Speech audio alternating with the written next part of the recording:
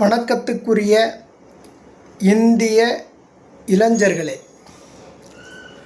உங்களுக்கு என் அன்பான வேண்டுகோள். அதாவது டெல்லியில் கடந்த ஒரு மாதத்திற்கு மேலாக கருப்பாம்பூச்சி ஜனதா பார்ட்டி ஒரு மாதத்துக்கு மேலாக அவங்க ஜந்தர் மந்தர், டெல்லியிலுடைய மையப்பகுதி ஜந்தர் மந்தரில் அவங்க ஒரு போராட்டத்தை அறிவிச்சிட்டு நடத்திட்டு வராங்க. அதன் பிறகு இப்போ கடந்த ஒரு 4-5 நாளாக அந்த போராட்டம் பெரிய அளவில் தீவிரம் அடைஞ்சிடுச்சு. இப்போ மத்திய அரசாங்கம் என்ன நினச்சிடுச்சுன்னா, இந்த போராட்டம் வருவாங்க, உட்காருவாங்க, ஒரு 2-3 நாளில் அவங்க கலைஞ்சு போயிடுவாங்க, ரொம்ப சாதாரணமாக நினச்சிட்டாங்க.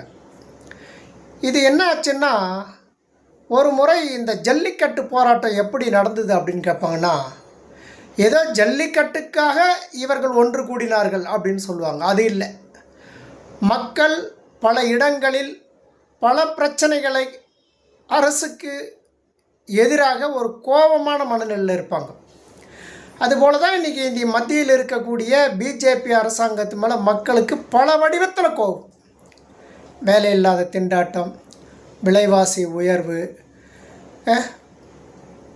மரியாதைக்குரிய மோடி அவர்கள் பிரதமராக பொறுப்பேற்று 12 ஆண்டுகள் நிறைவு செய்திருக்கிறார். இந்த 12 ஆண்டுகளில் நீங்கள் மக்கள்கிட்ட போய் கேட்டிங்கன்னா அவருடைய செல்வாக்கு எந்த அளவுக்கு இருக்குதுன்னு தெரியும். போகிற போக்கில் டிவி, பேப்பர், அச்சு ஊடகம் இதெல்லாம் பார்த்தோம்னா, ஃபேஸ்புக்கு இதெல்லாம் பார்த்தோம்னா மோடி அவர்கள் நல்லாட்சி கொடுக்குற மாதிரியே காட்டுவாங்க.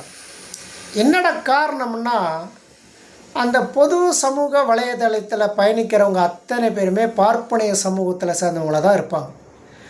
ஏன் பார்ப்பனையன்னா நான் தவறாக சொல்கிறோமா? அப்படி கிடையாது. அவங்க ஏற்றுக்கொண்ட பணியை திறன்பட செய்து முடிப்பார்கள். அதாவது ஒரு பொய்யை 100 முறை சொல்லி அது உண்மையிடுவாங்க, ஒரு உண்மையை 1000 முறை சொல்லி அதை பொய்யிடுவாங்க. இது அவர்களுக்கு கைவந்த கலை. அவர்களை பற்றி நம்ம கடைசியில் பார்ப்போம். இப்போ என்ன நடக்குதுன்னா, நீட் தேர்வு, மருத்துவ படிப்பதற்காக நீட்டுன்ற ஒரு தேர்வு கொண்டு வந்தாங்க. ஏன்னா அதில் சல்லடியாக சலித்து ஒரு திறமையானவர்களை தேர்வு செய்தால் தான் மருத்துவம் சம்மந்தப்பட்டதுன்னு சொன்னாங்க. அதை மக்கள் அதை ஏற்றுக்கினாங்க. சரி, போனால் போட்டோன்னு.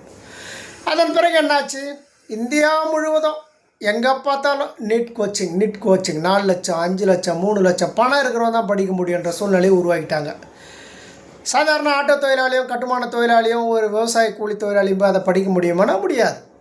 விவசாய தொழிலாளியாக இருந்தாலும் அவன் நில உடைமையாளராக ஒரு 10 ஏக்கர் 5 ஏக்கர் இருந்தால் தான் அதை போய் பேங்க்கில் அடமானம் வச்சு தன் பிள்ளையை படிக்க வைக்கணும்னு நினச்சாலும் இருக்கும். சிலர் சொன்னாங்க நீட்டுக்கும் மருத்துவத்துக்கும் சம்மந்தமே இல்லைன்னு. ஆனால் அதெல்லாம் ஏதோ சொல்லுவாங்களே, நம்ம சொல்கிறது சபையாராது இல்லையா? அதுபோல தான் இந்த நாட்டில் நீட்டுன்ற போர்வையில் இந்தியா முழுவதும் அங்கங்கே கோச்சிங் சென்டர் வச்சு சம்பாதிக்க ஆரம்பிச்சிட்டாங்க. இதனுடைய கல்வித்துறை அமைச்சர் தான் இவர் மத்தியில் தர்மேந்திர பிரதான். இவருக்கு அதுக்கும் பெரிய அளவு லிங்க் இருக்குது. மத்திய அரசாங்கத்தில் பார்த்தோம்னா அவங்க எந்த அமைச்சரையும் அந்த அமைச்சருக்கையில் தவறு நடந்துச்சுன்னா அவங்க ராஜினாமா செய்ய சொல்ல மாட்டாங்க. ஏன்னா அது நம்மளுக்கு பெரிய தலைகுனிவுன்னு நினைப்பாங்க.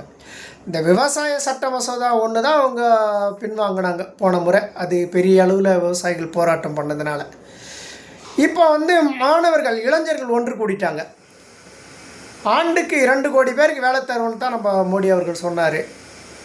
ஆண்டுக்கு 2 பேர் பானிபூரி விற்க போனானுங்களே தவிர எந்த அளவுக்கும் வேலை வாய்ப்பெல்லாம் இல்லை.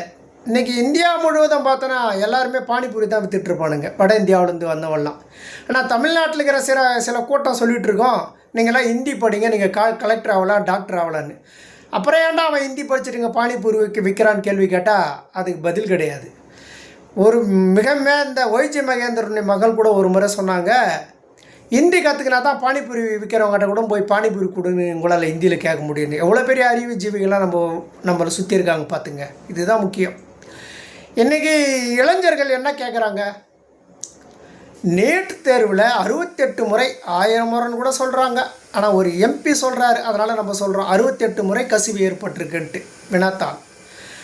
அப்புறம் என்ன டேஸுக்கு அவன் போய் படிக்கணும்? எல்லா நீச்சு கோச்சிங் சென்டரில் போய் பிள்ளைங்க பணம் கட்டி படிக்கிறாங்க. நீ அதை பரீட்சை எழுதுகிற டைமில் நான் கொஸ்டின் பேப்பரை நான் வெளியே விற்றுருவேன் அப்படின்னு சொன்னால் இது ஒரு அரசாங்கமாக? அந்த கேடுகட்ட அரசாங்கம். இந்த அரசாங்கத்துக்கு முட்டு கொடுக்கறது தான் இந்தியா முழுவதும் இருக்கக்கூடிய பார்ப்பனைய வீட்டு இளைஞர் குழந்தைங்க ஒரு படிச்சுக்கினே அல்லது வேலை செஞ்சுக்கினே இந்த அரசுக்கு முட்டு கொடுத்துட்டே இருப்பான். ஏன்னா டெல்லியில் நடப்பது ஆர்எஸ்எஸ்னுடைய ஆட்சி தான். ஆர்எஸ்எஸ் பிஜேபின்னு ஆர்எஸ்எஸ் உருவாக்கியது தான் பிஜேபி. ஆர்எஸ்எஸ் நினச்சா பிஜேபி வச்சுக்கோ, அந்த ஆட்சி கூட கலைச்சிட்டு போயிடும். ஆனால் ஆர்எஸ்எஸ் எங்கே நேரடியாக வராது, மறைமுகமாக தான் எல்லா வேலையும் செய்யும். இதன் அடிப்படையில் தான் இவங்க இருக்கிற அத்தனை பேருமே இந்த நீட்டில் நல்லா சம்பாதிக்கிறாங்க. அதனுடைய இந்த இளைஞர்கள் கூட என்ன சொல்லி போராட்டம் பண்ணுறாங்கன்னா, நீட்டு தேர்வே ரத்து செய்யன்னு சொல்லலை. அது தமிழ்நாட்டுடைய கோஷம்தான், நீட்டே வேணாம், நீட்டை ரத்து செய்யணும். ஆனால் டெல்லியில் இப்போ போராடக்கூடிய மாணவர்கள் நீட்டை ரத்து செய்யலாம் அவங்க எங்கேயுமே சொல்லலை. இந்த குளறுபடிக்கு பொறுப்பேற்று அந்த துறை சார்ந்த அமைச்சர் தர்மேந்திர பிரதான் அவர்கள் ராஜினாமா செய்யணுன்றது தான் அவங்களுடைய கோரிக்கை. அதை சுற்றி ஒரு 4-5 கோரிக்கை வச்சுக்கிறாங்க. அது ஒன்றும் பெருசாக ஒரு பெரிய கோரிக்கை கிடையாது. உள்துறை அமைச்சகமும் பிரதமரும் ஒன்றா சேர்ந்து உட்காந்து இந்த பிரச்சனைக்கு உடனே தீர்வு கண்டிருக்கலாம். உடனடியாக உங்கள் துறை சார்ந்து இந்த பிரச்சனை வந்திருக்கு, அதனால் நீங்கள் ராஜினாமா பண்ணிவிட்டு சொல்லியிருந்தாலே ஒரு வேளை இந்த பிரச்சனைக்கு தீர்வு கிடச்சிருக்கலாம். அதை விட்டுட்டு இப்போ என்ன சொல்ல ஆரம்பிச்சிட்டாங்க தெரியுமா? அந்த போராட்ட களத்தில் இருக்கிறவங்க அத்தனை பேருமே அந்நிய கைக்கூலி, தீவிரவாதிகள் அப்படின்னு சொல்ல ஆரம்பிச்சிட்டாங்க. எல்லா காலத்துக்கும் இப்படி தான். பேராசிரியர் அருணன் சொல்லுவார், காலந்தோறும் பார்ப்பனையும். அதாவது இந்த பார்ப்பனர்கள் பிராமணர்கள் என்ன செய்வாங்கன்னா, அந்தந்த காலத்துக்கு ஏற்ற மாரி தங்களை வடிவமைத்து கொண்டு பொய்யும் புரட்டும் புரட்டாவும் கலந்து விட்டுக்கினே வருவாங்க. இப்போ இந்தியா முழுவதும் இருக்கக்கூடிய மாணவர்களுக்கு தெரியுது, உண்மையிலேயே நம்மளுடைய படிப்புக்கு ஒரு முட்டுக்கட்டை என்பது நீட்டு. அதையும் நம்ம கஷ்டப்பட்டு கடனை உடனே வாங்கி அண்டா குண்டா அடகு வச்சு அம்மா தலையை கூட வச்சு நாங்கள் எல்லாம் படிச்சிட்டோம், வேலை இல்லைன்னு சொல்கிறது மாரி இந்த மோடி அவர்கள் பொறுப்பேற்றத்திலிருந்து இந்திய மாணவர்கள் அத்தனை பேருமே கொந்தளிச்சிருக்கிறாங்க. இவங்க ஏதோ 240 இடம் தான் வந்திருக்கிறாங்க. அதுவும் நேர்மையான தேர்தல் இல்லைன்னு சொல்கிறாங்க. அதுக்குள்ளே நம்ம போகல.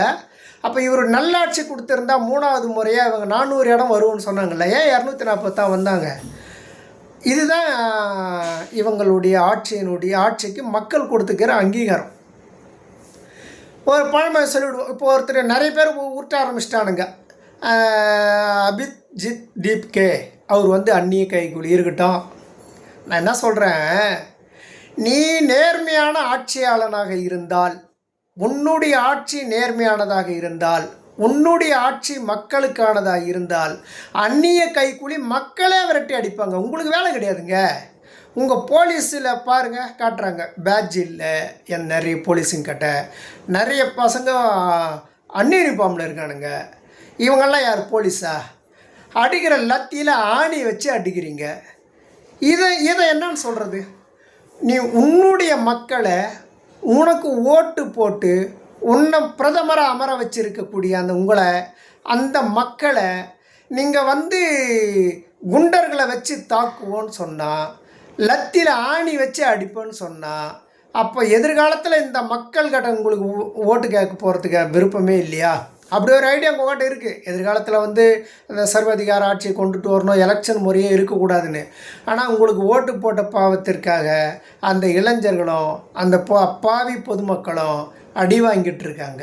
கொஞ்சம் கூட உங்களை அந்த மனசாட்சி உறுத்தவே இல்லையா? நான் கேட்குறேன், நீங்கள் எத்தனை காலங்க அந்த மண்ணில் வாழ்ந்துருவீங்க? உங்கள் சித்தாந்தம் எத்தனை காலம் இந்த மண்ணில் வாழ்ந்துடும்? எல்லாத்துக்குமே ஒரு முடிவு உண்டு. ஹிட்லரு, இடியாமின் சொல்லிட்டே போகலாம். எத்தையோ சர்வதிகாரத்தை அந்த உலகம் பார்த்துருக்குது. சர்வதிகாரத்துக்கும் அந்த உலகம் முடிவு கட்டியிருக்குது. அதுபோல் உங்களுடைய சர்வதிகாரத்தை மாற்றுங்க. மாற்றலன்னு சொன்னால் மக்கள் மாற்றுவாங்க. என்ன, அதுவும் இளைஞர்களை இந்தமாரி அடிக்கிறீங்க, பெண்களை. இது ஏண்டா வெக்கம் இல்லையா உங்களுக்கு? வந்து அப்பட்டமாக சொல்கிறீங்களா அவங்க தீவிரவாதின்னு?